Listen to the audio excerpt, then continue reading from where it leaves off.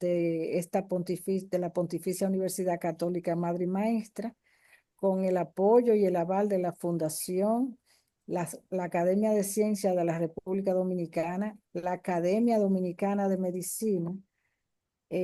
Tenemos hoy el privilegio de tener con nosotros al doctor Pablo Ureña Torres. El doctor Pablo Ureña es nefrólogo y trabaja por muchos años en Francia. Es jefe de una unidad de diálisis y tiene una capacitación tanto médica como científica que va a permitir que aprendamos mucho sobre el tratamiento de la osteoporosis en los enfermos dializados. Adelante, doctor Pablo Ureña. Bueno, antes de todo, muchísimas gracias a la doctora María Zunilda Núñez, amiga desde muchísimos años. Como ella decía, yo estoy aquí en París, en Francia, del año 1984, o sea, casi 41 años. Y me especialicé en nefrología en el Hospital Necker y también hice una formación en biología molecular durante 2 años en Estados Unidos, en Boston. O sea que estuve al origen de un clonaje, el clonaje del primer receptor de la hormona paratiroidea. Me ha pedido hoy, y quisiera agradecer también a la universidad, la Pucamaima, la anciana Pucamaima, donde yo me formé, que tuve una formación quizás una de las mejores en el mundo para mí, porque es increíble cuando uno está aquí en Europa, cuando uno dice que sí, sí, mi diploma de médico es de República Dominicana. O sea que yo estoy muy orgulloso de la formación que tuve allá. Gracias y al grupo de los egresados de permitirme compartir con ustedes hoy este tema, el tratamiento de la osteoporosis en los enfermos dializados. ¿Cuál es la plaza del denosumab? No sé si todos están familiarizados con este asunto, pero yo voy a tratar de hacerlo más sencillo para llevar las informaciones más importantes de este tema. Como todo aquí en Europa, y no pasan mis diapositivas, no sé por qué. Ok. Aquí estamos. ¿Cuáles son mis conflictos de interés? O sea, que son colaboraciones que tengo con algunas industrias farmacéuticas como Astellas, Vertex y otros, Baxter. O sea, que siempre hay estudios clínicos que se llevan a cabo aquí en mi clínica.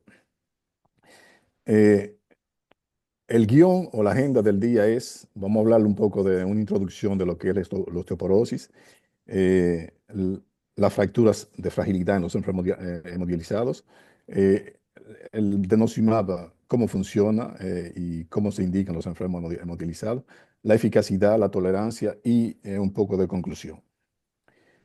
Ustedes saben que, no sé si tengo que definirle qué es lo que es la osteoporosis. Si toman la definición del Organismo Mundial de la Salud, que se basa sobre la densidad mineral ósea correlacionada o comparada al pico que tiene uno en las edades jóvenes de 15 a 20 años, y se dice que se utilizan las desviaciones estándar, o sea que menos de 2,5 quiere decir menos de 25% de masa ósea con relativa a la edad donde se hace el pico, se considera como osteoporosis. Y menos 2,5, menos 1,5 se considera una osteopenia. Ustedes saben que desde la edad de 50 años, una mujer de 3 y un hombre de 5 van a presentar una fractura de fragilidad debido a causa de la osteoporosis. Si tomamos el ejemplo aquí en Francia, cerca de 4 millones, un país de 60 millones de habitantes, 4 millones de personas están sufriendo de osteoporosis, lo que cuesta muchísimo a la sociedad, o sea que se gasta cada año entre 5 o 6 billones de euros, gasta el sistema de salud francés para poder curar a esa gente, o sea, corregir las fracturas, operarlo y el tratamiento de la osteoporosis. Eh, ¿Qué pasa con la función renal? Aquí ven este gráfico de un estudio americano, 2003, viejísimo, donde ustedes ven que cuando se mide la DEXA, cuál es la distribución de la osteoporosis en los enfermos que tienen una disminución de la tasa de filtración glomerular. Y ustedes ven que solamente en negro aquí abajo, la osteoporosis aparece muy poca, debajo de los 60 mililitros por minuto de aclaramiento de la creatinina, comienzan a verse algunos casos de osteoporosis. Menos usted ve que el hueso normal o la osteopenia.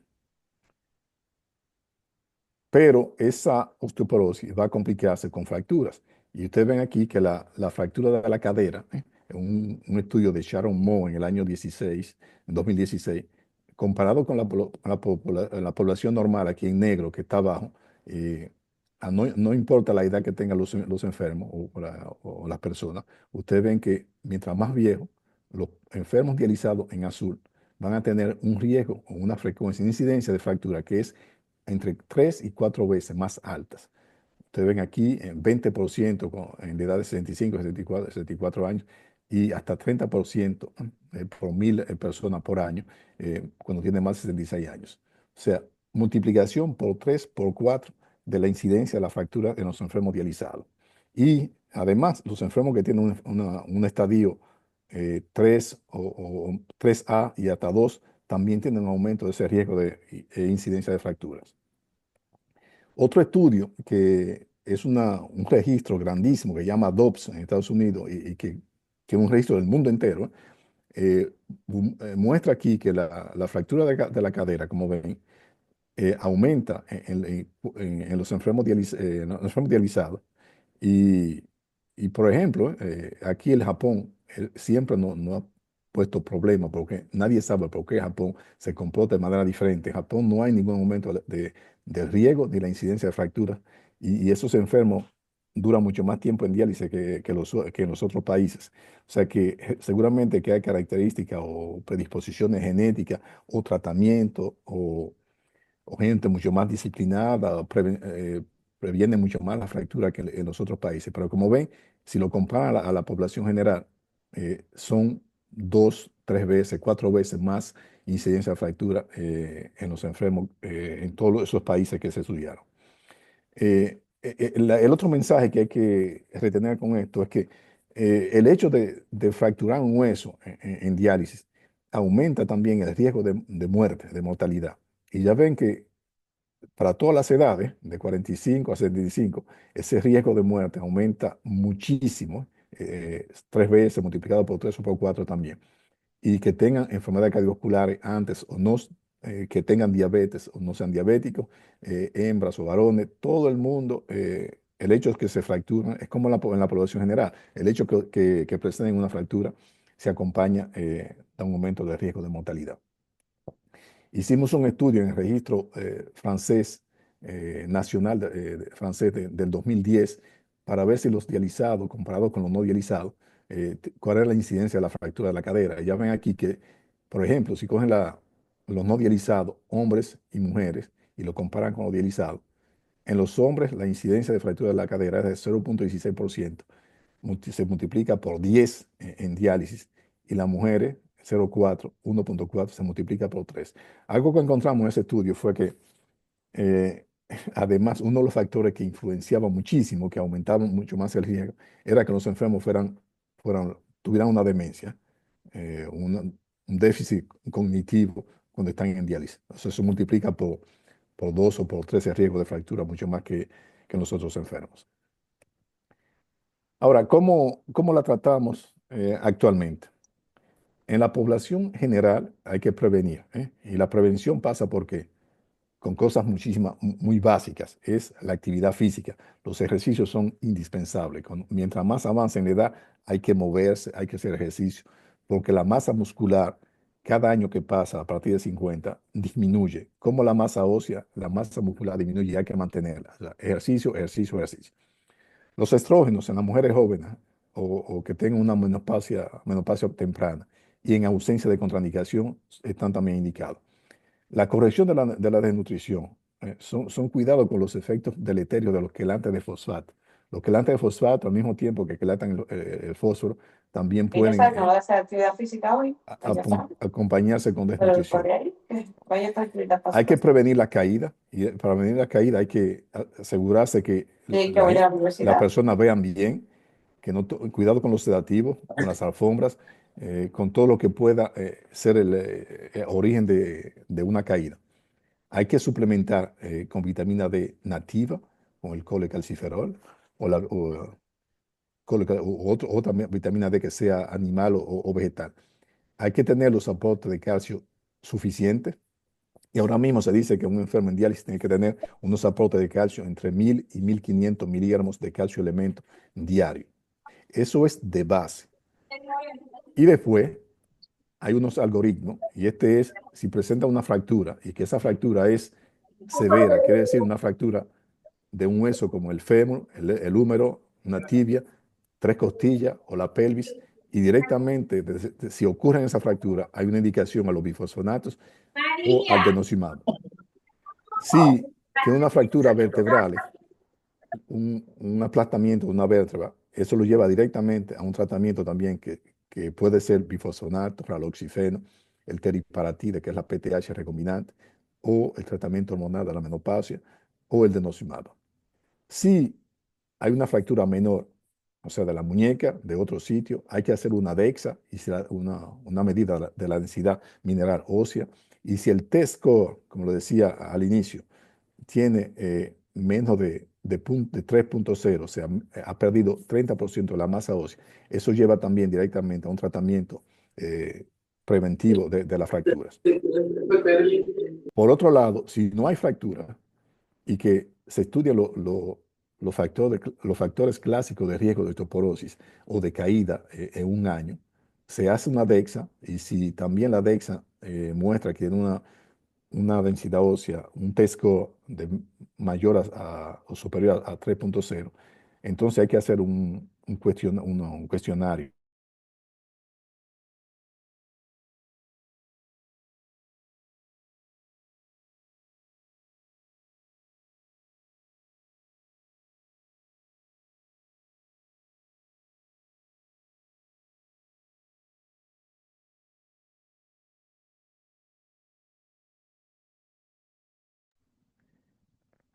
Eh, El tratamiento médico en los enfermos hemodializados pone muchísimos problemas, y ya verán los cuales, porque no es fácil en esos enfermos. Lo primero es que los bifosfonatos están contraindicados en la enfermedad renal crónica debajo de estadio 4 y 5 en diálisis. Están contraindicados, aunque ahora mismo, en estos días, eso se está cuestionando, se está preguntando, porque no hay estudios randomizados, controlados, grandes estudios demostrando A más B que hay que contraindicarlo. Pero hay un riesgo de inducir en esos enfermos una osteopatía adinámica, o sea, que el hueso no funcione bien, que no haya mucho recambio hueso cuando se da un bifosfonato. Segundo, los agonistas selectivos de los receptores de los estrógenos, los SERMs, tienen un efecto positivo moderado sobre la densidad mineral ósea y no tienen ningún efecto probado sobre el riesgo de fractura. Además, ellos aumentan el riesgo de tromboflebitis. Esos enfermos dializados tienen un problema que ahora se llama el CKD-MVD, o sea que tiene un problema de hormona paratiroidea, el hiperparatiroidismo secundario, o sea que la PTH puede ser demasiado alta o demasiado baja, y eso hay que tratarlo antes de tratar la osteoporosis. O sea, se trata con una paratiroidectomía quirúrgica, o se dan calcimiméticos orales o intravenosos. Se pueden dar el teriparatida o la abaloparatida, que son la PTH y el PTH-RP recombinantes, o se puede además utilizar un poco de testosterona en los hombres. Pero eso no puede concluirse porque hacen falta muchísimos estudios eh, demostrando los efectos positivos sobre la densidad ósea y las fracturas. Y entonces al final acabamos con los anticuerpos anti-RANKL, el denosumab, que existe desde el 2010, y ya verán por qué. ¿Qué es el denosumab? El denosumab, si ustedes lo comparan con los bifosfonatos, el bifosfonato son polifosfatos que vienen a pegarse y a ser absorbidos por los osteoclastos y van a parar la función o la actividad osteoclástica. Y cuando usted mata a los osteoclastos, lo silencia, no silencia al mismo tiempo el remodelaje, el recambio y la resorción ósea. El denosumab son anticuerpos anti un factor soluble que se llama RANKL, que va a activar la multiplicación, la diferenciación de células monocitos en células macrófagos y que se vuelven osteoclastos.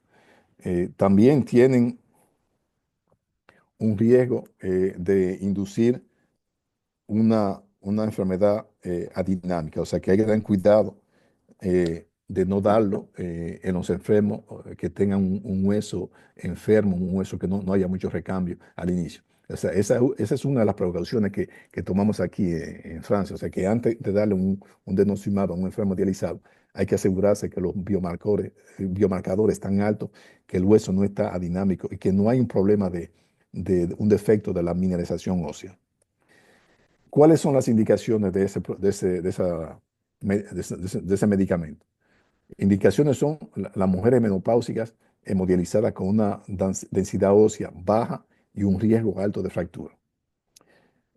Las fracturas severas, como le mostraba en el algoritmo, o sea, con una fractura vertebral, en la cadera, el húmero, el radio proximal y otras. El hiperparatiroidismo secundario con una densidad ósea baja. La pérdida ósea después de un tratamiento con inhibidores de la aromatasa o los agonistas de la GRH o con alta dosis de cortisona. Y eso ocurre mucho con los enfermos en diálisis con una enfermedad inmunológica o en los trasplantes renales que tienen pérdida ósea rápida. O sea, que hay una indicación para prevenir esa pérdida ósea y el riesgo de fractura. Hay una indicación también en los casos de hipercalcemia refractaria, en caso de un carcinoma paratiroideo. ¿Y, y cuáles son los estudios en los cuales uno se basa para esas indicaciones y también cuáles son los resultados? Les voy a enseñar por lo menos los resultados sobre la densidad ósea, los biomarcadores, la incidencia de la fractura y sobre todo algo que se habla mucho hay un efecto o no sobre la calcificación vascular. La densidad ósea y los biomarcadores del recambio óseo. Aquí, ese fue el primer estudio, o sea que el denosumab apareció en 2010 y empezaron a salir los estudios, los dializados, en 2014, pequeñito, son dos enfermos japoneses, se le dan 60 miligramos todos los 6 meses, un poco de vitamina D activa el calcitriol, calcio 3 gramos diario, tenía la PTH bastante alta, un hiperparatiroidismo secundario severo, 1700 pico gramos por mililitro de PTH y 8 enfermos sin control que sirvieron como control. Y ya ven aquí que la densidad mineral ósea en la columna lumbar antes y después, y tienen en negro los dializados y en blanco los no dializados, y ven que se gana alrededor de, diríamos, 3 a 4% de densidad ósea. En el cuello femoral, la densidad ósea aumentó un poquito también. Y ustedes ven que también hay un efecto, y eso lo describen todos los enfermos, sobre el dolor. O sea, esos enfermos dializados que tienen osteoporosis sufren mucho, hay dolores óseos que uno no se explica cómo y por qué lo tienen, y se calman de una vez cuando se le da una inyección de denosumab. Al mismo tiempo, hay que tener cuidado porque induce una hipocalcemia que ocurre en las 4 o 6 semanas después de la primera inyección. Esa hipocalcemia y también baja el fósforo, se acompaña con un aumento de la PTH. O sea que la PTH, la hormona paratiroidea que estaba en 1200, va a subir a 1600, 1600 en las 2, 4 y hasta las 6 semanas siguiendo la inyección de un denosumab. Otro estudio, 2015, un año después, también un pequeño estudio con 11 enfermos, gente que tenía un test score bajo 2-5, 6 meses de seguimiento, una sola inyección. Y también se ve aquí que hay una diferencia significativa entre el inicio y el final. Se gana, o sea, la densidad ósea absoluta pasa de 0,71 a 0,82 a la región lumbar, es significativa. En el cuello femoral también no se gana mucho, pero es significativo. 0,54, 0,55 de densidad ósea. Eso no es grande, pero significativo. Y nada, ningún cambio en el radio distal, no era significativo. A 2 años, otro estudio, 2021, y aquí ven también aumento de 5% en esos 47 enfermos, seguido por 2 años. O sea que hay un pico un pico de 5%, 6% de densidad ósea en la columna lumbar. En el cuello femoral un poquito menos, pero 4% de más. Una disminución de uno de los biomarcadores de recambio óseo, que es la fosfatasa alcalina de origen óseo, que es la BAP, y también una disminución de la fosfatasa ácida resistente al taltrato, 5B, la trapa 5B, que disminuye, lo que está diciendo que hay una disminución de la resorción ósea. Otro estudio aquí, 2022, 25 enfermos, 10 diabéticos, y sencillamente para indicarle que después de una inyección de denosumab, en negro los diabéticos y en gris los no diabéticos, ya ven que los no diabéticos aumentan mucho más que los diabéticos la densidad ósea en la región de la cadera, del cuello femoral el- y la región lumbar. Eso se sabe que los diabéticos tienen un hueso que está mucho más enfermo que los no diabéticos, o sea, tienen una tendencia a un bajo recambio óseo y a una respuesta mucho más débil a esos tratamientos. Eh, los biomarcadores disminuyen, un producto de degradación del colágeno, el CTX y la BAPS, disminuye de manera significativa en los dos grupos, pero mucho más en los no diabéticos. Eh, Otro estudio aquí, 2020, es mucho más grande, 324 enfermos, 121 hemodializados y 203 no dializados, y 12 meses de seguimiento, lo mismo, o sea que los hemodializados responden como los no dializados con una ganancia de 6%, 7% de densidad ósea al nivel lumbar y al nivel femoral también un poquito menos, 4. Eso se entiende, se comprende por qué aquí la región del cuello femoral aumenta menos que en la región lumbar, porque en la región lumbar la densidad ósea también mide las calcificaciones vasculares de la aorta abdominal. En el radio el efecto es muy pequeño, ustedes ven que no se ve casi nada. Los biomarcadores siguen la misma curva que ya le he enseñado. La TRAP, un marcador de la resorción ósea, disminuye significativamente. El BAP disminuye también. Y cuando se hace el ratio, o cuando se hace aquí el BAP sobre el TRAP, se ven que está en beneficio del BAP, o sea que la formación ósea sobrepasa la resorción ósea. Otro estudio, 2019, 48 enfermos, y este aquí es interesante, este estudio, porque compara 24 enfermos tratados con denosumab a 24 enfermos con un bifosfonato. Le decía que los bifosfonatos estaban contraindicados, pero esta gente no tiene miedo, los japoneses aquí en 2019 trataron 24 enfermos con alendronato, y el alendronato, como los bifosfonatos, como el denosumab, ven que aumenta la densidad ósea significativamente a 12 meses de 6% en el nivel lumbar. Eh, Aumenta también un poquito en el cuello femoral de 2 a 3% con el denosumab. Sin embargo, el bifosfonato no pasa nada, o sea, no se mueve. Y en el radio tampoco ninguna aumentación significativa con ninguno de los dos al cabo de 12 meses de tratamiento. En ese mismo estudio, la misma cosa, o sea que los biomarcadores, el TRAP, el BAPS, disminuyen con las dos medicinas, y uno de los marcadores de la formación ósea, que es el PINP, es un pedazo del colágeno de tipo 1, el procolágeno de tipo 1, y ven que es un buen marcador de la formación ósea y sube de manera importante a 9 meses con el tratamiento con el alendronato.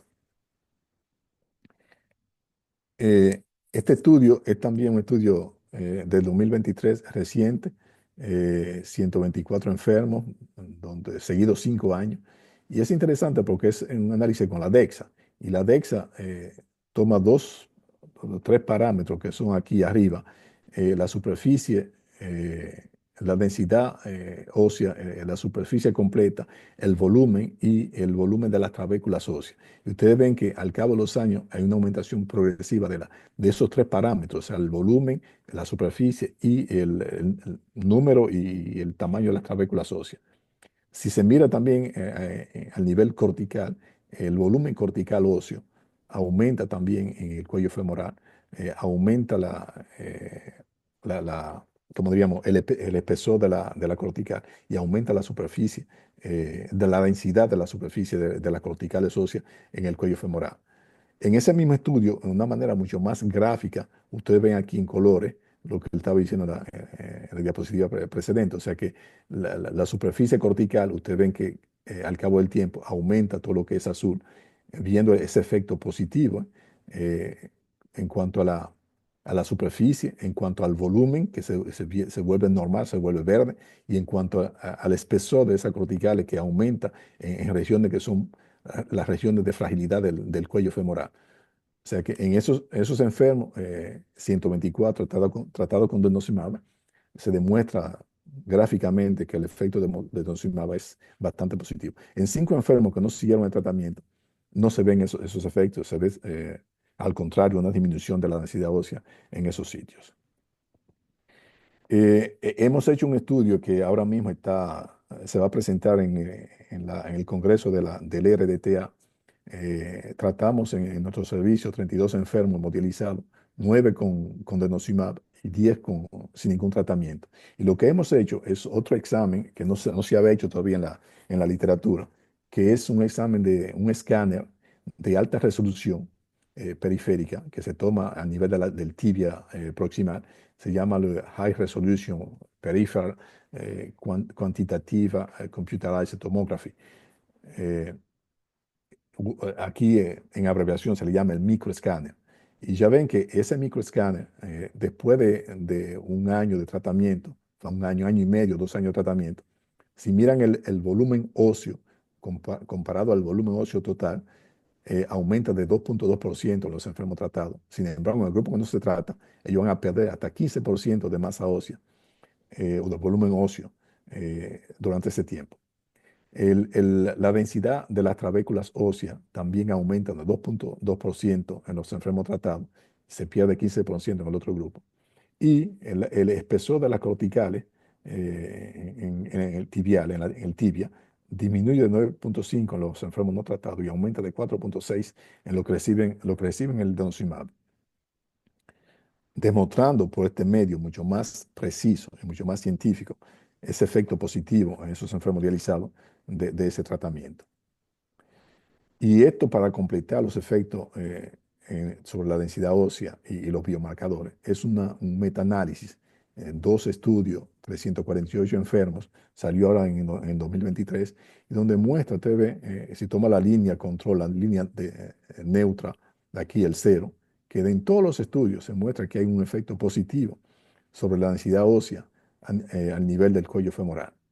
Los efectos que vimos ya sobre los biomarcadores, o sea que hay un efecto sobre la calcemia, baja la calcemia, aumenta un poco la PTH y el fosfato baja un poco. Eso se demostró en ese metaanálisis, cosas que ya que se sabían.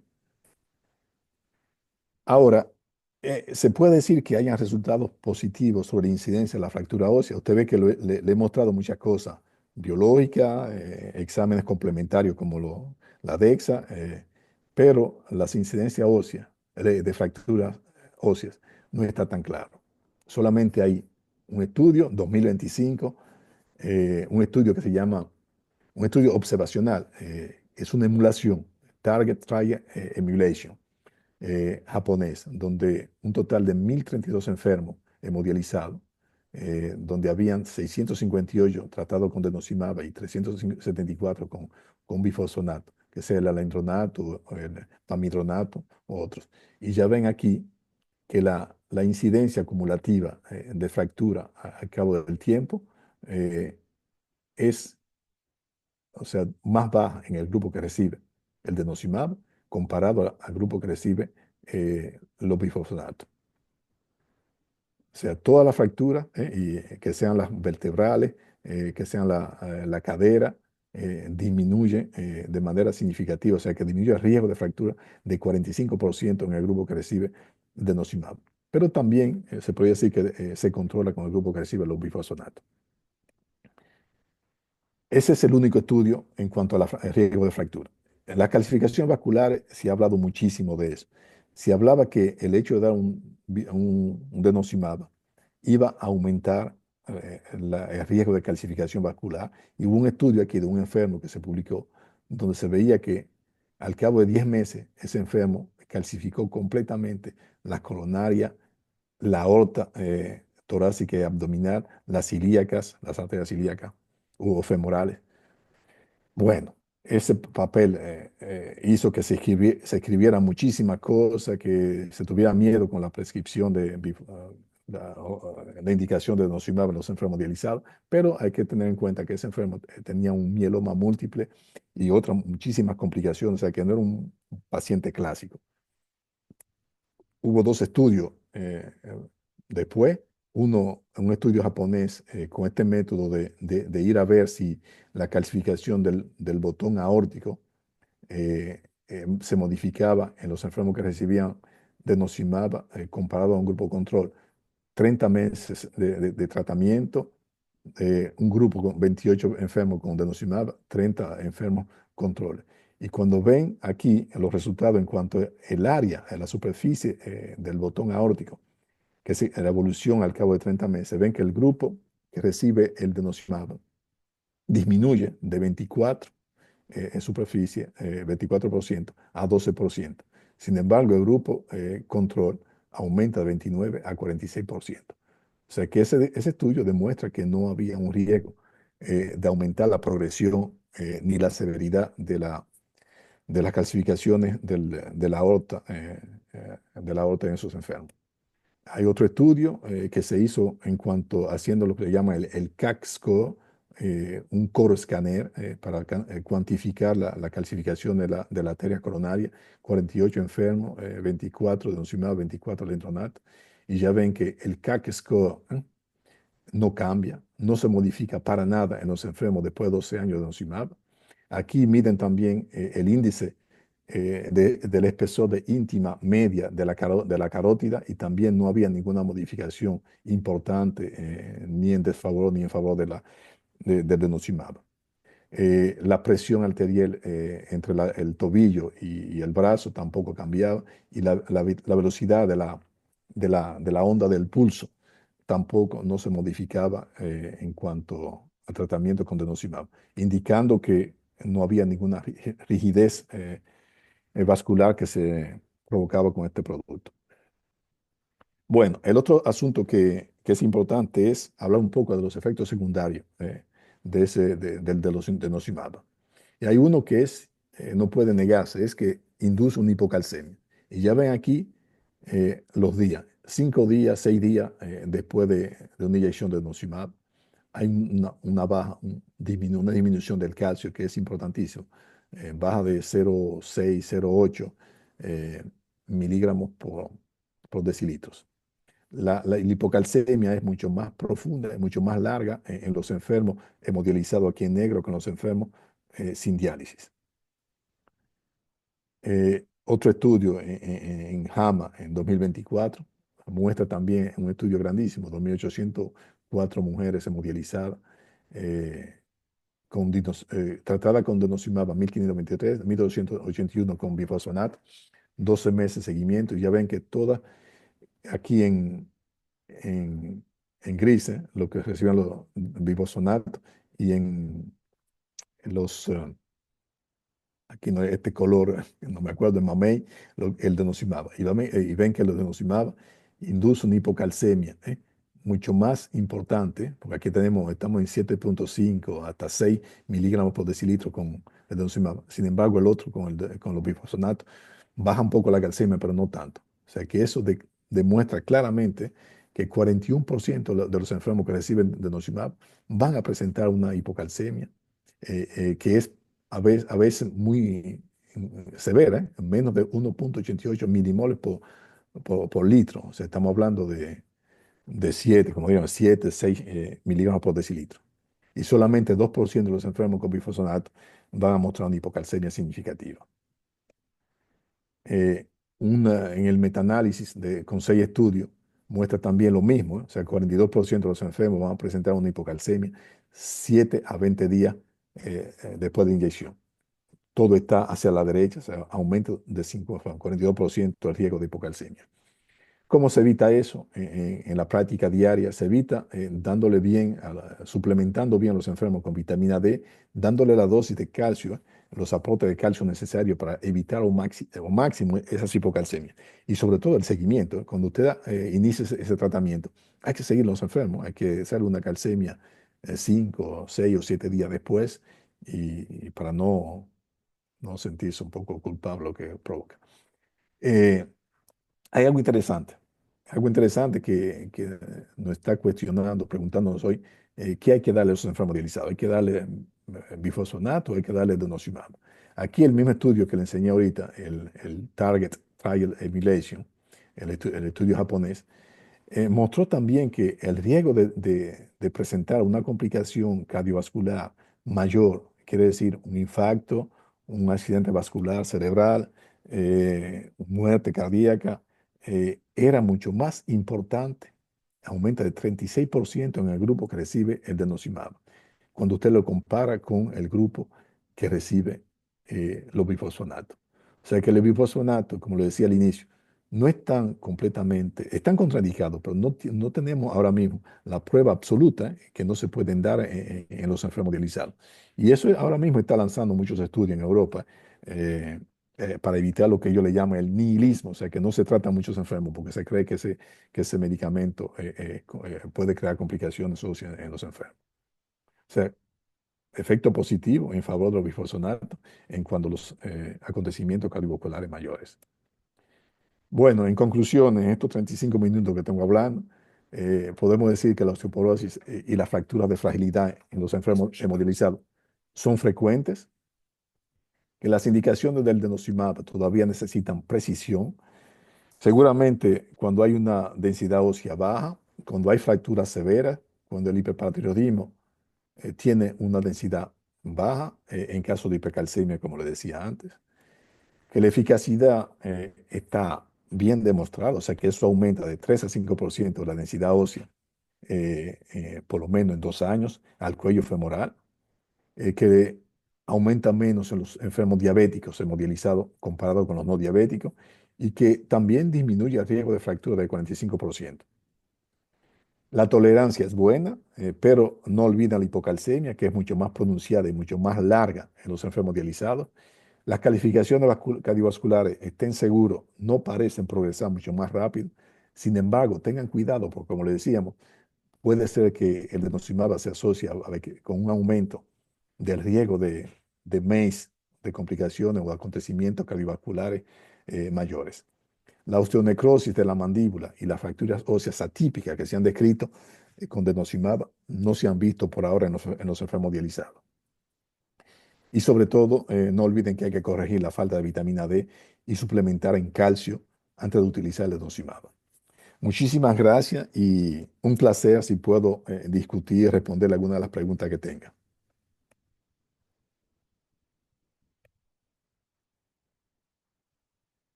Buenas, Pablo, ¿me escuchas ahora? Sí, te estoy oyendo.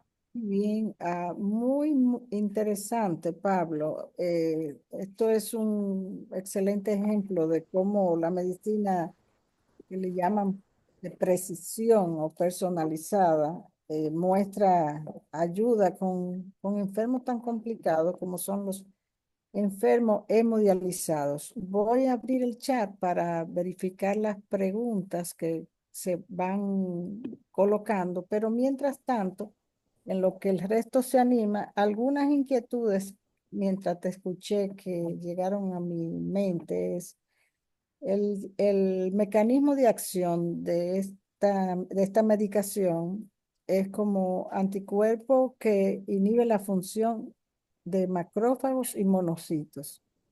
¿Esta, esta acción ocurre solo en el hueso o puede ocurrir en cualquier otro nivel del organismo? Sí, sí, esa pregunta es buenísima, Sunilda. O sea que actuando sobre los monocitos también hay un riesgo de disminuir el sistema inmunitario. O sea que se ha dicho que podría aumentar el riesgo de infecciones, tú ves.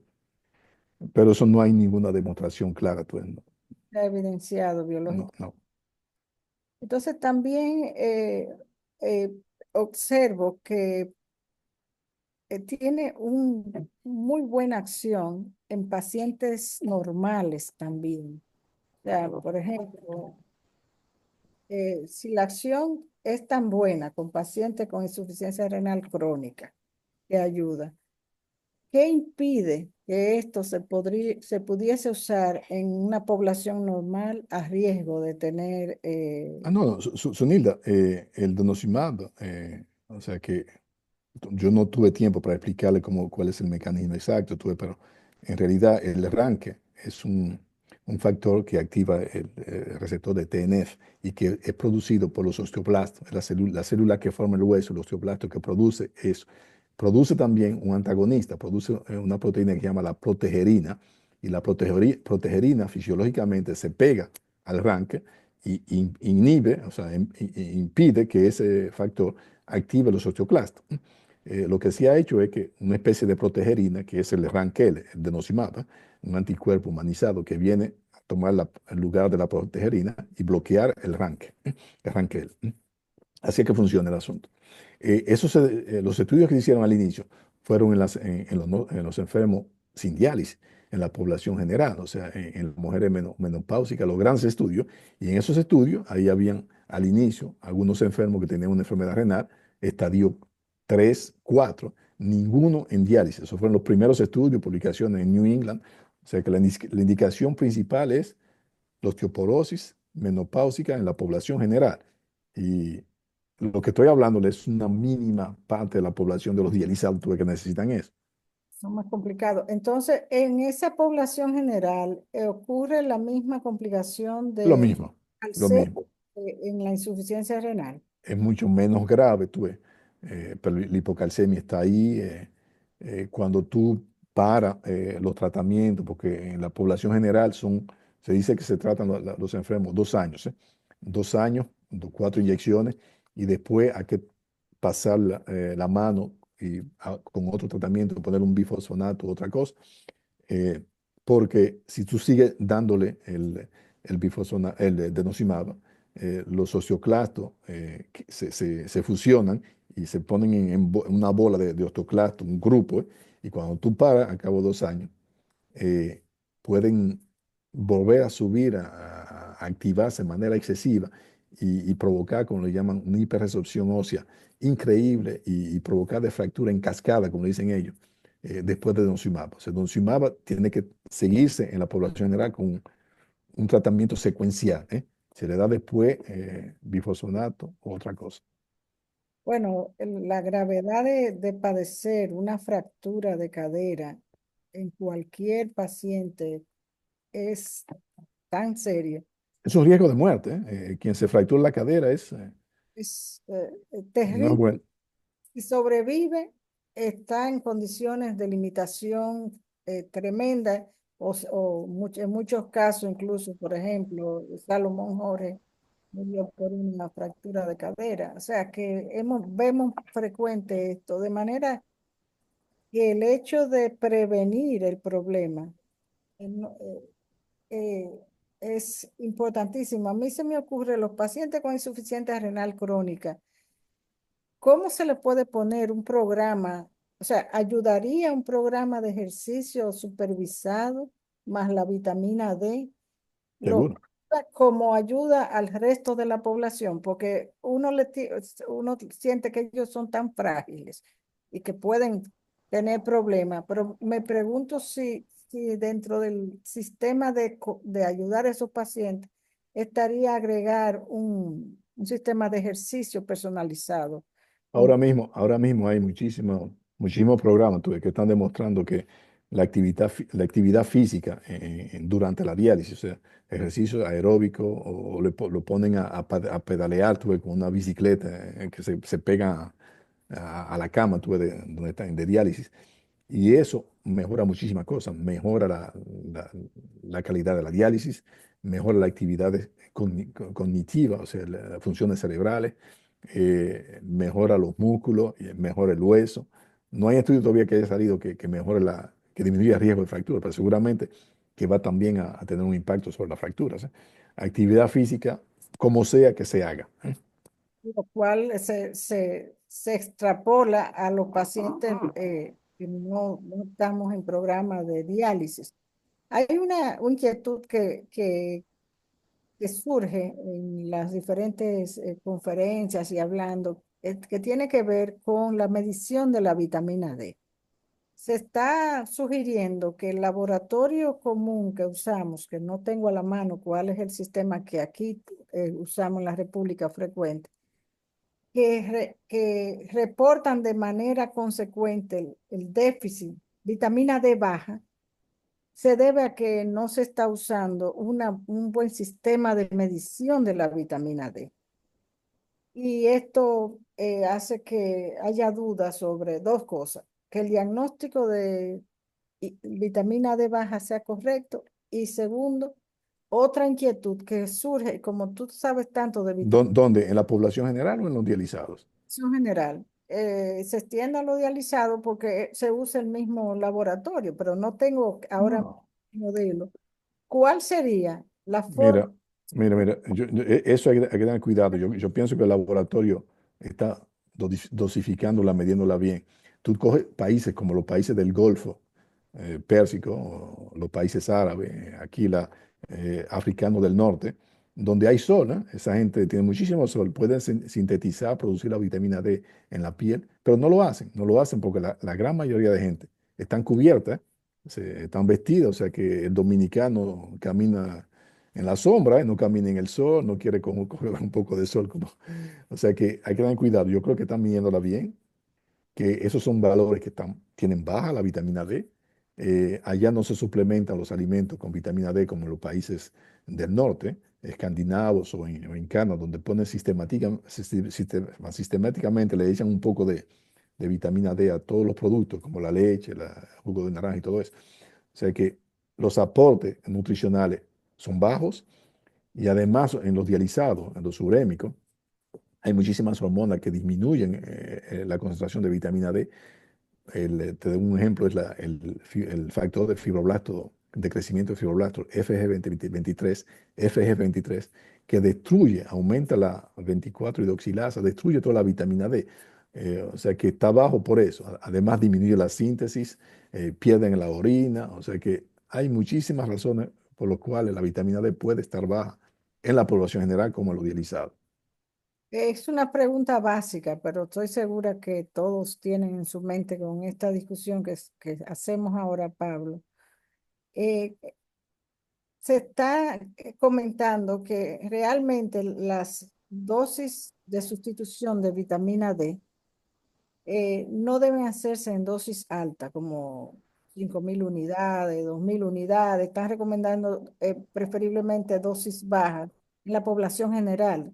Yo te voy a preguntar, ¿qué dosificación de vitamina D tú recomiendas en pacientes dializados y en población general? Aunque esto se sale un poquito del contexto. Sí, sí, sí. No, pero es, es uno de los tratamientos de la osteoporosis, una buena suplementación de vitamina D. No, ahora mismo no se sabe cuál es el nivel que hay que obtenerse en los enfermos con enfermedades renales. O sea, hay recomendaciones internacionales generales. O sea, que hay que tener una concentración superior a 30 nanogramos por mililitros. Y puede subirse hasta 75 o 90 nanogramos por mililitros. Esos 30 se consiguen, aquí se dan entre 50.000 a 100.000 unidades de, de colecalciferol, la vitamina D nativa.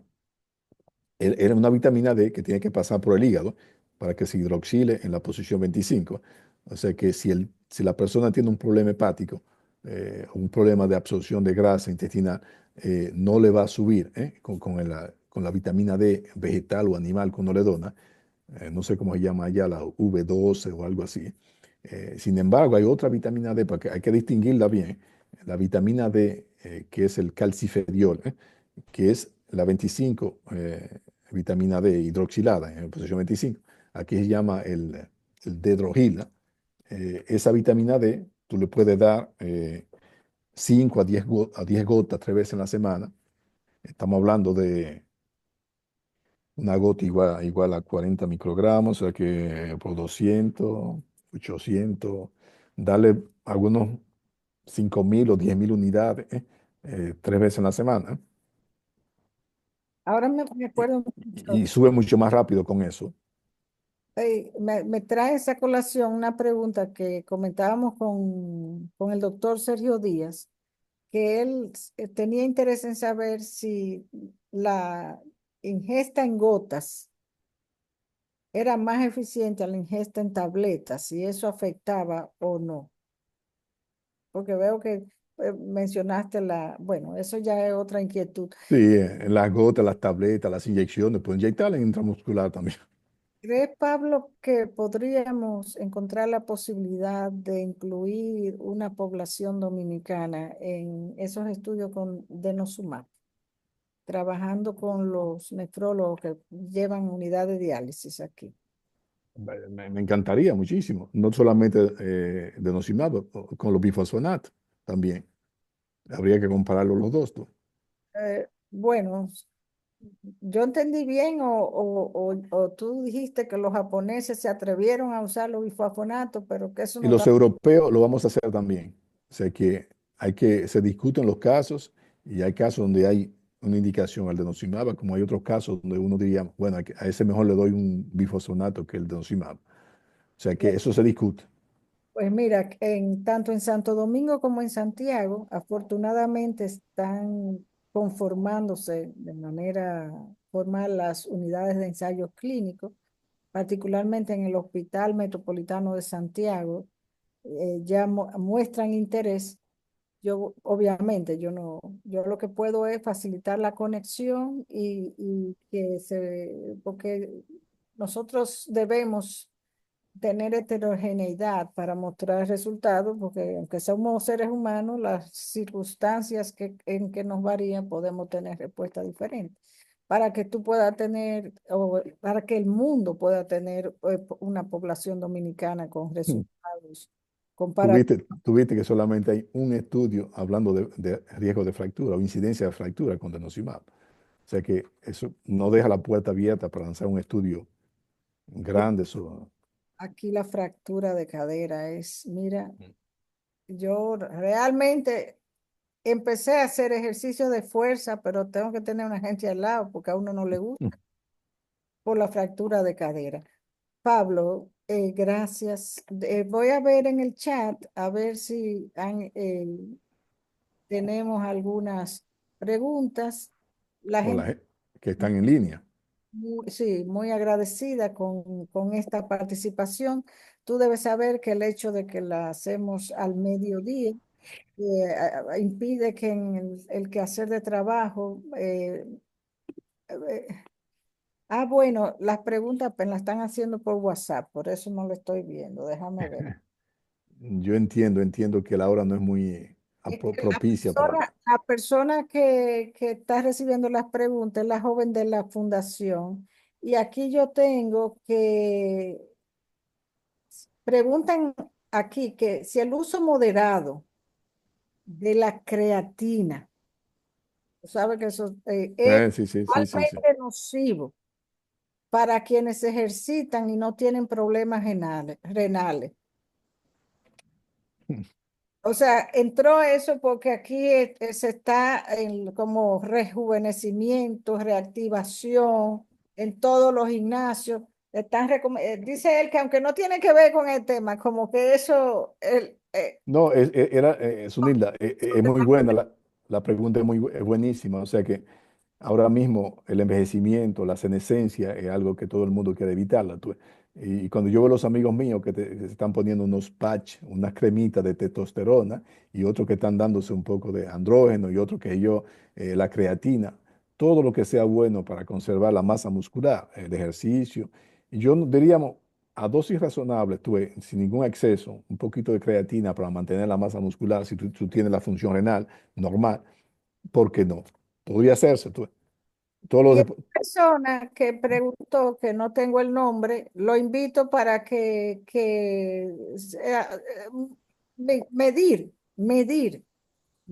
en todas las intervenciones ayuda a que nosotros tengamos un poquito más de certeza en el Altagracia es la persona. Altagracia, te invito a eso es un estudio muy lindo para una tesis de pregrado. Comparar la cantidad de creatina en la función renal y la masa muscular, midiendo masa muscular, ayuda muchísimo. Yo siempre digo que siempre estamos aprendiendo. y no solamente la masa muscular, pero tú podrías, el músculo hoy se estudia de muchísimas maneras. Evitar la sarcopenia, la dinapenia, la cracopenia, o sea que la fuerza, el nombre de fibra muscular, la fuerza muscular, la velocidad de los músculos. Se puede hacer muchísimas cosas, creatina y sin creatina. ¿No? Y la relación de la fuerza muscular, que hay el punto de clave para mí es cuando tiene que ver con la capacidad cognitiva. Para evitar el deterioro cognitivo, eso va a ser lo que va a motivar a los médicos a que vamos a hacer ejercicio con más conciencia.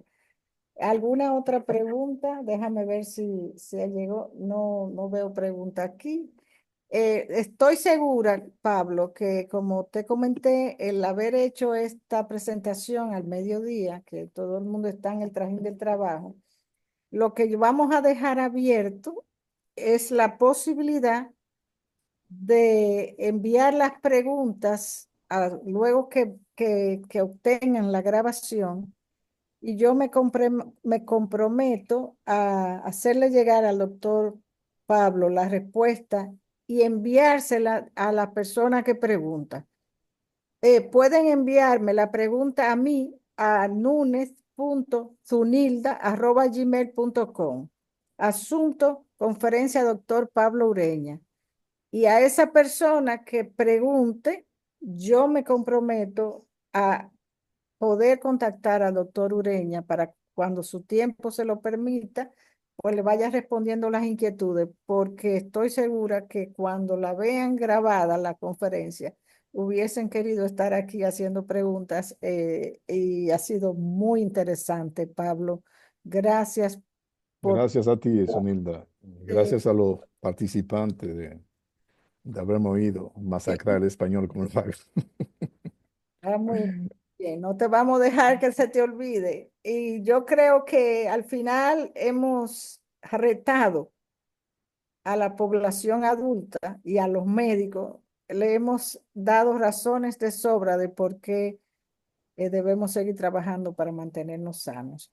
Gracias, Pablo. Muy feliz Seguro. día y abrazo desde la República. Aquí te extrañamos y vamos a apreciar seguir conectándose contigo, especialmente la facultad y los nuevos estudiantes. Eh, Gracias, gracias, gracias, Sonilda.